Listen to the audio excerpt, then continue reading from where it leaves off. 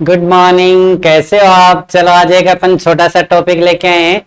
वही एनएम का एक छोटा सा टॉपिक है। जैसे आप नर्सिंग स्टूडेंट हैं तो अपन पढ़ना चाहेंगे। सबसे पहले अपन पढ़ रहे हैं रेस्पिरेटरी प्रॉब्लम्स। रेस्पिरेटरी प्रॉब्लम्स क्या होती हैं? जैसे अपन बेसिकली पढ़ते हैं, रेस्पिरेटरी प्रॉब्लम का मतलब है श्वसन तंत्र से रिलेटेड समस्याएं, मतलब श्वसन संबंधी समस्याएं। तो बेसिकली कौन कौन सी समस्या हो सकते हैं? पहले अपन बात करते हैं श्वसन तंत्र क्या होता है। ये अपन बात करते हैं श्वसन तंत्र क्या होता है। श्वसन तंत्र की अगर अपन बात करें तो वो अपने आता है, पहले अपन बात करें तो अपने होता है माउथ, फिर होता है फेरिंग्स, तीसरी बात होती है लैरिंग्स, चौथी बात होती है ट्रेकिया, चौथी बात होती है bronchus oblique bronchi and lungs, फेफड़े। ये श्वसन से, जैसे अपन श्वसन क्रिया करते हैं या श्वसन करते हैं, श्वसन का मतलब देखो अपन, मैं यहां लिखता हूं, श्वसन का मतलब है सांस लेना।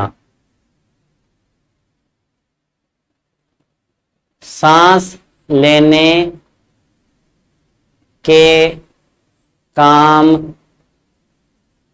आने वाले ऑर्गन। सांस लेने वाले ऑर्गन में काम आने वाले जो ऑर्गन्स हैं वो मोस्टली कौन कौन से हैं?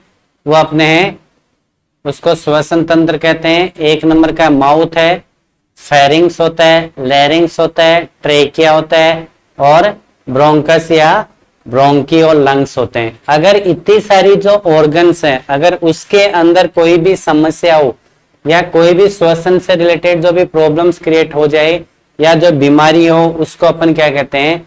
श्वसन तंत्र की समस्याएं कहते हैं। जैसे बेसिक श्वसन तंत्र की समस्याएं कौन कौन सी वो अपन डिस्कशन करते हैं। जैसे पहले अपन बात करें तो श्वसन तंत्र की अपन बात करें तो कोल्ड या कफ, खांसी, जुखाम, इस जो है वो एक श्वसन से रिलेटेड है, जिसको अपन आप सारे बेसिकली जानते हैं। श्वसन तंत्र में कौन कौन सी, खांसी और जुखाम क्या होता है, खांसी और जुखाम। दूसरी बात करें एक्यूट रेस्पिरेटरी ट्रैक इन्फेक्शन, श्वसन तंत्र संक्रमण की अपन बात करें तो वो अपने क्या है? पहले सर्दी जुखाम हो गया, थर्ड अपने श्वसन तंत्र संक्रमण है ARI, acute respiratory infection. Mostly बच्चों में लिखा जाता है एक्यूट रेस्पिरेटरी इन्फेक्शन। जो मोस्टली छोटे बच्चे होते हैं, अगर उसमें जुखाम होती है तो डॉक्टर को लिखा जाता है, तो आपके डायग्नोसिस में ARI लिख रहा है, मतलब श्वसन तंत्र संक्रमण। सेकंड है एस्पाइक्सिया, श्वास अवरोधी। अगर सांस लेने में तकलीफ हो तो एस्पाइक्सिया सफोकेशन बोलते हैं। बच्चों में होने वाला दूसरा एक रोग है जिसको अपन निमोनिया कहा जाता है। निमोनिया का मतलब जो अपने लंग्स हैं उसके पेरेन्काइम में जो लेयर है या लंग्स की है, उसके अंदर इन्फेक्शन हो जाना ही क्या कहलाता है? निमोनिया कहलाता है। नेक्स्ट अपने तपेदिक या ट्यूबरकुलोसिस, जिसको अपन क्या लिखते हैं? टीबी भी लिखते हैं। आपने देखा होगा टीबी, या जिसको ट्यूबरकुलोसिस कहते हैं, ये माइकोबैक्टीरियम ट्यूबरकुलाई नामक एक बैक्टीरिया की वजह से होने वाला डिजीज है। ये भी लंग्स को अफेक्ट करता है। नेक्स्ट है टॉन्सिलाइटिस। टॉन्सिलाइटिस का मतलब टॉन्सिल्स, अपने माउथ में आगे की तरफ दोनों तरफ टॉन्सिल्स होते हैं। अगर इसके अंदर इन्फेक्शन और इन्फ्लेमेशन हो जाए तो उसको अपन क्या कहा जाता है? टॉन्सिलाइटिस कहा जाता है। और नाक से आता है ब्रोंकाइटिस। अब ब्रोंकस या ब्रोंकी है, उसके अंदर इन्फेक्शन और इन्फ्लेमेशन हो जाए तो उसको अपन ब्रोंकाइटिस कहा जाता है। ये एक बेसिकली अपने नॉलेज पढ़ा था। एएनएम के लिए इतना बहुत सारा बेसिक नॉलेज काफी है, जिसके अंदर अपन जैसे पढ़ना चालू करते हैं। सबसे पहले पढ़ते हैं सर्दी जुखाम या कॉमन कोल्ड, ठीक हो। इसके लिए अपन जो मोस्टली मेडिसिन लेते हैं उसको बोलते हैं एंटी कोल्ड, ठीक हो। एंटी कोल्ड मेडिसिन देते हैं। इसके अंदर ये भी एक वायरस के इन्फेक्शन से होने वाला रोग है, जिसके अंदर मोस्टली एलर्जी हो सकती है, जुखाम या फीवर, टेम्परेचर बढ़ सकता है, या एक व्यक्ति से दूसरे व्यक्ति में फैल सकता है, उसे अपन क्या कहते हैं, कॉमन कोल्ड कहते हैं। इसके अंदर मोस्टली क्या होता है कि जो बॉडी का टेम्परेचर है वो क्या कर सकता है, बढ़ सकता है, कफिंग हो सकती है। नेक्स्ट अपने जो थ्रोट है या जो गला है वो क्या हो सकता है, वो खराश हो सकती है। उसके बाद में अपन ट्रीटमेंट क्या करते हैं, ट्रीटमेंट का मतलब, इसका मतलब है एक एंटीबायोटिक मेडिसिन देते हैं। एंटीबायोटिक मेडिसिन के अंदर आप कोई सा भी हो सकते हैं, जैसे एजिथ्रोमाइसिन है, ऑफ्लॉक्सिन हो सकता है। नेक्स्ट इसकी अपन बात करें कि डॉक्सीसाइक्लिन हो सकता है, डॉक्सीसाइक्लिन मेडिसिन हो सकता है, ये एक एंटीबायोटिक है। सेकंड अपन एंटीकोल्ड मेडिसिन देते हैं। एंटीकोल्ड मेडिसिन में क्या होता है, एंटीकोल्ड मेडिसिन में होता है कि पैरासीटामोल होता है और उसके अंदर लिवोसिट्रिजिन होता है। तो इसमें जो खांसी और जो बुखार आती है वो इतने सारे जो कंडीशंस हैं या जो इतने सारे जो ड्रग्स देते हैं उससे अपन को ट्रीटमेंट किया जा सकता है। ये मोस्टली हर सीजनेबल ये बीमारी है, ये हर सीजन में क्रिएट होने वाली डिजीज है। नेक्स्ट अपन नेक्स्ट सेकंड की बात करें, आपके एग्जाम में ऐसा क्वेश्चन आता है, कफ या खांसी किसे कहा जाता है। कफ या खांसी का मतलब है कि एक जो कफ है जिसको अपन क्या कहते हैं, कफ को खांसी कहा जाता है। मतलब अपने श्वसन तंत्र से अगर इन्फेक्शन हुआ तो अपनी जो श्लेष्मा झिल्ली है उसके अंदर क्या हो सकता है कि अपने लंग्स के अंदर एक कफ या बलगम क्या हो सकता है, खांसी के साथ आना स्टार्ट हो जाता है। और इसी इन्फेक्शन की वजह से क्या होता है कि उसको अगर लॉन्ग टाइम तक अगर कफ रहेगा तो उसको टीबी भी हो सकती है। नेक्स्ट इसके सिम्टम इंक्रीज टेम्परेचर या तापमान बढ़ सकता है। ये इसके साइन एंड सिम्टम्स हैं। साइन एंड सिम्टम्स मतलब इतने चिन्ह होते हैं, इन चिन्हों का अपन डिस्कशन करते हैं। और इसके बाद में क्या, नेक्स्ट टेम्परेचर बढ़ सकता है, कफिंग या जो कफ आ सकता है, थकान हो सकती है, बदन दर्द हो सकता है। इसकी कोई इन्वेस्टिगेशन की जरूरत नहीं है, इसका सीधा ट्रीटमेंट ले सकते हैं। ट्रीटमेंट का सीधा मतलब है एंटीटूसिव कफ, एंटीटूसिव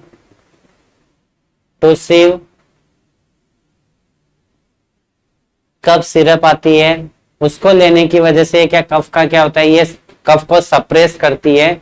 और सप्रेस करने की वजह से क्या होता है कि उसमें अपन को खांसी आना बंद हो जाती है। और इसमें ब्रोंकोडायलेट, अगर किसी को सूखी खांसी है तो ब्रोंकोडायलेटर दिया जाता है, नहीं तो एक्सपेक्टोरेंट दिया जाता है। एक्सपेक्टोरेंट का मतलब है जो खांसी के साथ बलगम आता है उसको रिलीव किया जाता है। अगर ज्यादा थोड़ी खांसी है तो उसकी जगह लिवोसिट्रिजिन भी दिया जा सकता है। और एंटीबायोटिक देने की जरूरत पड़े तो वह है एजिथ्रोमाइसिन। एजिथ्रोमाइसिन एंटीबायोटिक ड्रग्स दिया जाता है। अगर वन टाइम में देना है तो 500 mg, अगर 2 टाइम्स में देना है तो उसको 250 mg। ये आपको समझ में आता। ओडी का मतलब होता है दिन में 1 बार और बीडी का मतलब क्या होता है, दिन में 2 बार, मॉर्निंग इवनिंग। टीडीएस का मतलब होता है दिन में 3 बार। समझ में इतना सा। तो अगर किसी को भी कफ क्रिएट हो जाए तो इस कंडीशन में अपन उसको क्या करते हैं, ट्रीट करते हैं। और नेक्स्ट आता है एस्पाइक्सिया, सफोकेशन। अगर इसके अंदर अपन बात ऐसे कर सकते हैं, अगर किसी के अंदर ऑक्सीजन का लेवल कम हो, ऑक्सीजन का लेवल कम होने का मतलब है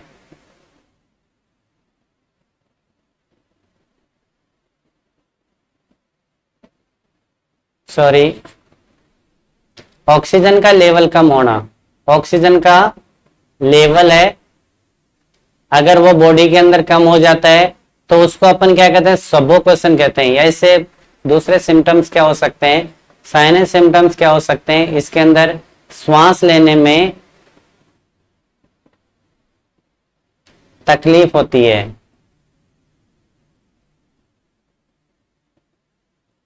इस तरह से इसका कोई इफेक्टिव इलाज नहीं है। इसके अंदर मोस्टली जो ब्रोंकोडायलेटर है, जो ब्रोंकोडायलेटर मेडिसिन है वो मेडिसिन देते हैं।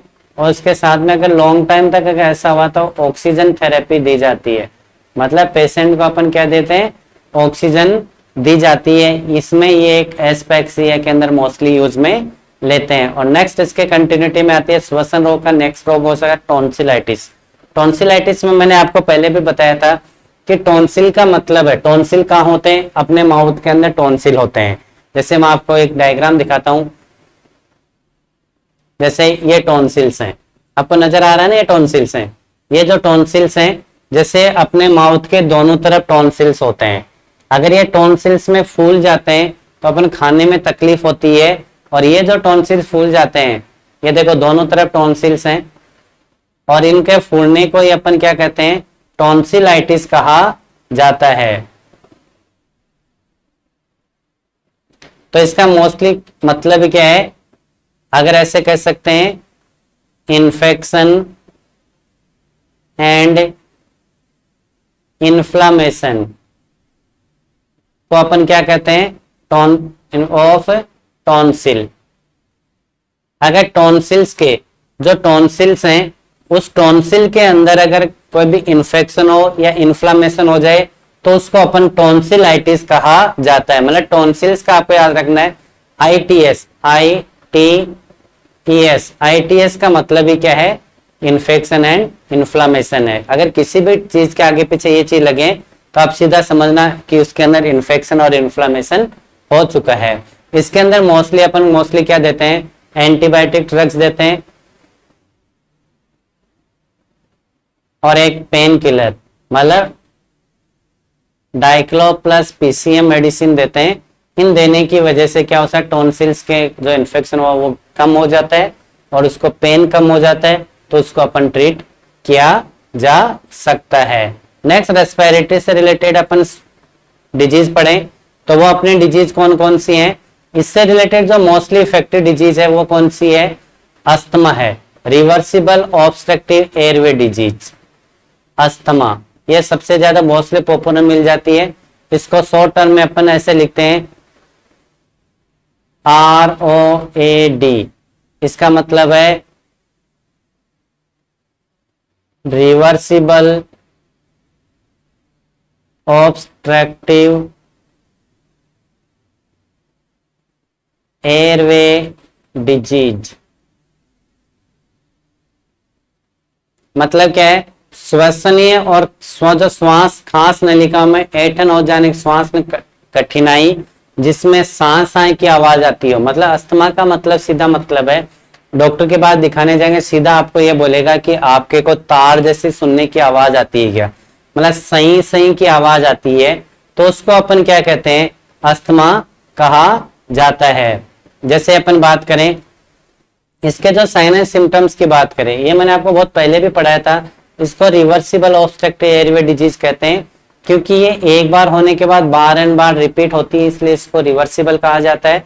नेक्स्ट अपन इसके सेकंड की अपन बात करें कि अपने जो श्वसन तंत्र उसमें ऑब्स्ट्रक्शन हो जाता है, मतलब जो अपनी श्लेष्मा झिल्ली है रेस्पिरेटरी सिस्टम की, उसके अंदर सूजन आ जाती है, उस सूजन की वजह से ही ऐसी चीजें होती हैं, मतलब सूजन की वजह से ये चीजें होती हैं जिसकी वजह से ये परेशानी होती है।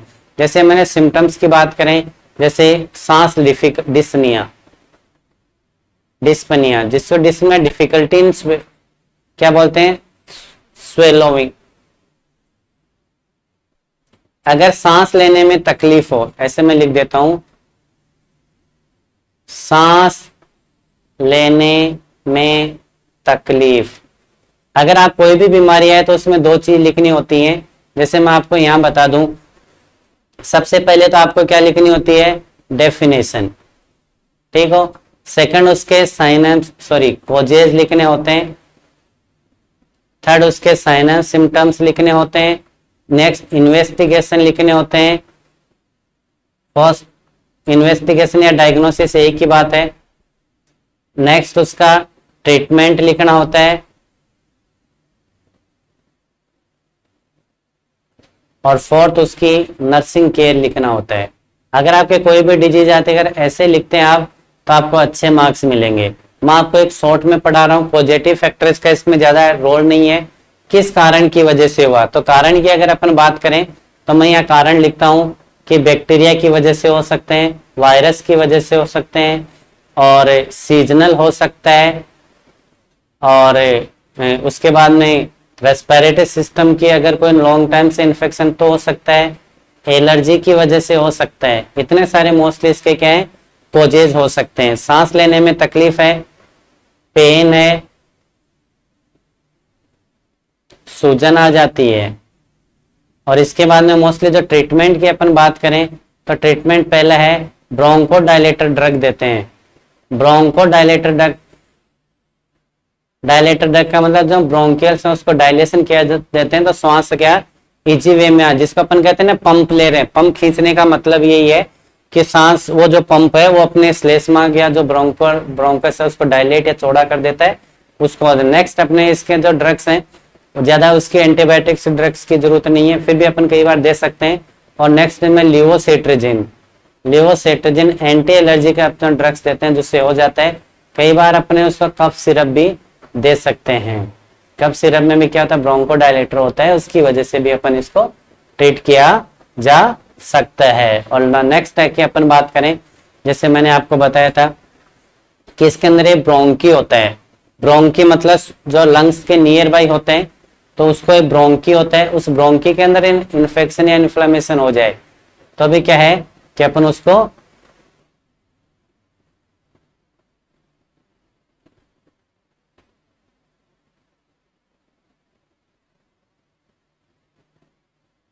मैं कलर ले लेता हूं। अब देखो ब्रोंकी है, ये आपको नजर नहीं आ रहा इसके अंदर, ये देखो ये ब्रोंकी है। तो ये ब्रोंकी है, ब्रोंकी के अंदर प्लस क्या लग गया प्लस ITS, मतलब क्या है इन्फेक्शन और इन्फ्लामेशन। इसका मतलब क्या है इन्फेक्शन और मतलब ब्रोंकी के अंदर इन्फ्लामेशन हो जाए इन्फेक्शन हो जाए तो उसको ब्रोंकाइटिस कहा जाता है। मतलब ब्रोंकाइटिस का सीधा मतलब है इन ब्रोंकी के अंदर इन्फ्लामेशन इन्फेक्शन हो जाए तो ब्रोंकाइटिस कहा जाता है। ये किसकी वजह से होता है, इसका कारण क्या है। जैसे अपन कोजेज की बात करें तो इसका मेन कोज क्या हो सकता है, इसका मेन कोज है कारण है वह ये अपने वायरस की वजह से, जैसे वायरस संक्रमण है उसकी वजह से ये हो सकता है। इसके साथ में बैक्टीरिया के संक्रमण की वजह से वो भी हो सकता है। इसकी वजह से होने वाला एक क्या रोग है, इसके अंदर मोस्टली क्या हो सकता है वही पेन, इन्फेक्शन एंड इन्फ्लामेशन। ये आपको बेसिकली कॉमन चीजें ध्यान में रखनी है, इसकी वजह से होने वाला ये रोग हो सकता है। तो इसके अंदर भी एक ब्रोंकाइटिस से भी एक रेस्पिरेटरी से रिलेटेड प्रॉब्लम्स हैं। नेक्स्ट है निमोनिया। आपने बहुत बार ऐसे सुना होगा कि निमोनिया क्या होता है, निमोनिया क्या होता है। निमोनिया भी क्या है एक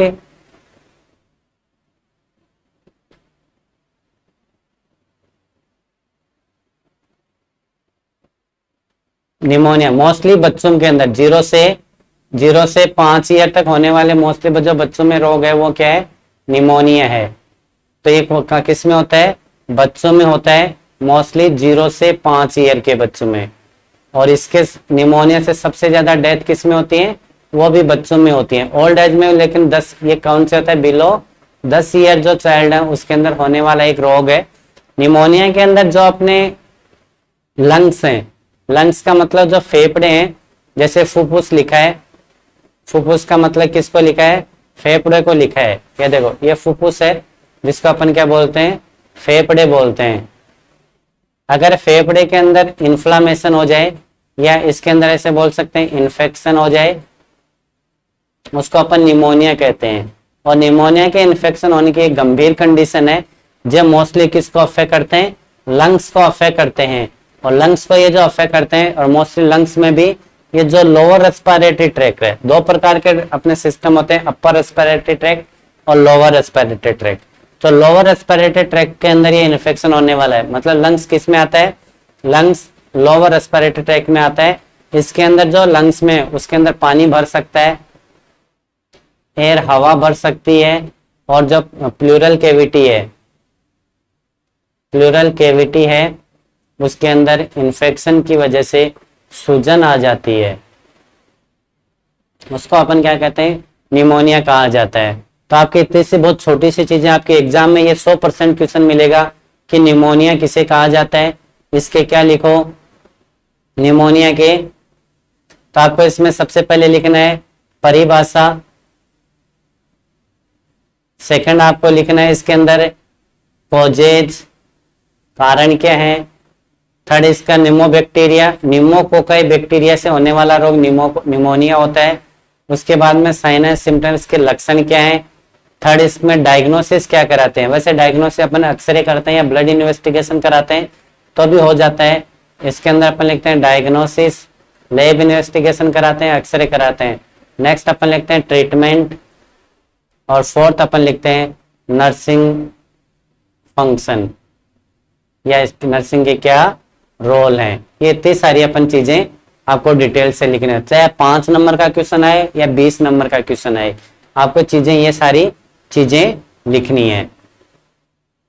इतना सा समझ में आ रहा है आपको। तो ये जो सारी चीजें हैं, ये इतनी चीजें आपको लिखनी होती हैं। अगर आप इतनी चीजें ये सारी चीज लिखेंगे तो आपको फुल में से फुल मार्क्स आपको मिल जाएंगे, और आप नहीं लिखोगे तो ये आपको फुल में से फुल मार्क्स नहीं मिलेगा। नेक्स्ट इसी कंटिन्यूटी में अपन लेके आते हैं कि लास्ट इसका है वो है ट्यूबरकुलोसिस। ट्यूबरकुलोसिस का मतलब है, मैं आपको बहुत पहले भी आपको ये समझा चुका हूं कि ट्यूबरकुलोसिस एक माइकोबैक्टीरियम ट्यूबरकुलाई बैक्टीरिया की वजह से होने वाला रोग है। ये मोस्टली अपने लंग्स है उसमें छोटे छोटे छेद कर देता है, और उसकी होने की वजह से ये अपने लंग्स क्या कमजोर हो जाते हैं, उसमें वाइट पेज मतलब व्हाइट व्हाइट दाने हो जाते हैं। तो कई बार अपन देखते हैं एक्सरे कराने की वजह से उसमें व्हाइट व्हाइट स्पॉट्स आते हैं, वो जो स्पॉट्स आते हैं उसी को अपन ट्यूबरकुलोसिस कहा जाता है। मोस्टली माइकोबैक्टीरियम ट्यूबरकुलाई नामक जीवाणु से होने वाला एक रोग है। तो इसके बाद में पॉजिटिव फैक्टर क्या होते हैं। पॉजिटिव फैक्टर में सबसे मेन पॉजिटिव फैक्टर है बैक्टीरिया और वायरस के इन्फेक्शन की वजह से, अपने लोअर ह्यूमिडिटी की वजह से हो सकता है माइकोबैक्टीरियम ट्यूबरकुलाई। ये अपने मोस्टली सब में बहुत पहले डिटेल में पढ़ चुके हैं, तो इसमें पढ़ने की ज्यादा जरूरत नहीं है, डिटेल के अंदर मोस्टली सब में पढ़ा हुआ है। चलो ओके, थैंक यू। मैं आप आशा करते हैं ये जो छोटे टॉपिक अपने यहाँ पढ़ रहे हैं दूसरे सब्जेक्ट में डिटेल से आपको दिए हुए हैं, पीडीएफ के अंदर ये डिटेल से दिए हुए हैं, कम्युनिटी के अंदर बहुत सारे ये टॉपिक डिटेल से दिए हुए हैं। Okay, thank you, bye bye.